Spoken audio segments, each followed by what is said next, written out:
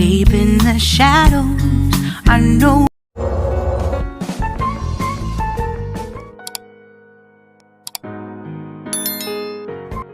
Si Angelica Panganiban ay makikita sa isang blooming soon-to-be mom sa kanyang maternity shoot. Napakagandang buntis ni Angelica Panganiban. Ipinagmamalaki ng mom-to-be ang kanyang baby bump sa kauna-unahang maternity shoot, habang naglalayag sa paligid ng Subic sakay ng yate na inorganisa ng kanyang partner na si Greg Homon.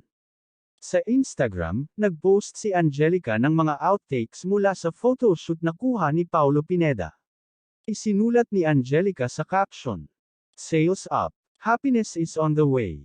Para sa cover photo ng kanyang post, nagsuot siya ng matingkad na pulang Tommy Bahring gown ng designer na si Ushi Sato, na nilagyan ng 2 layer ng beaded at gold-plated na sinturon ang kanyang baby bump.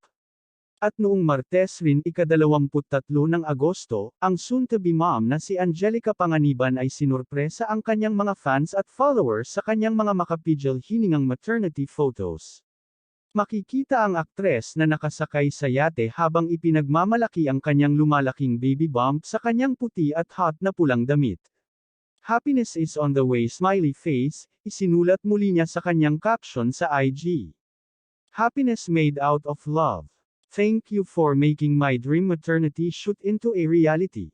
Ang severe nito.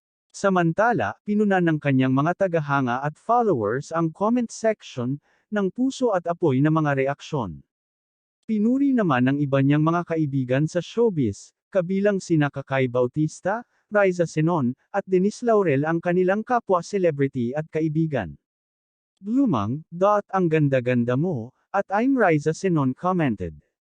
"Ang ganda mo Kif-Fi." At I'm Angela Cap, at I Love K wrote. Reaksyon ni at @D_Laurel. "The most beautiful I have ever seen."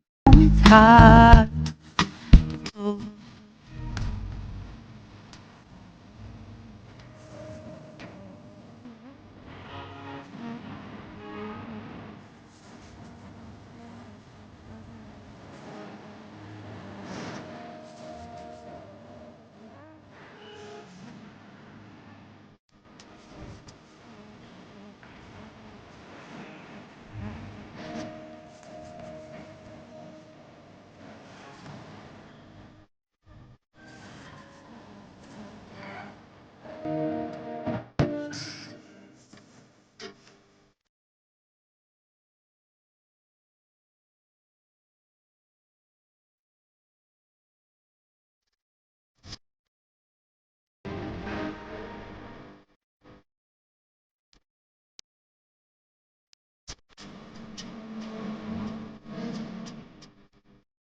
Mga kachika, kita-kits tayo muli sa mga susunod ko pang mga showbiz updates. Please like, share and subscribe. Pakihit na rin ang notification bell para ma-notify ka sa mga susunod ko pang upload. Again, maraming salamat.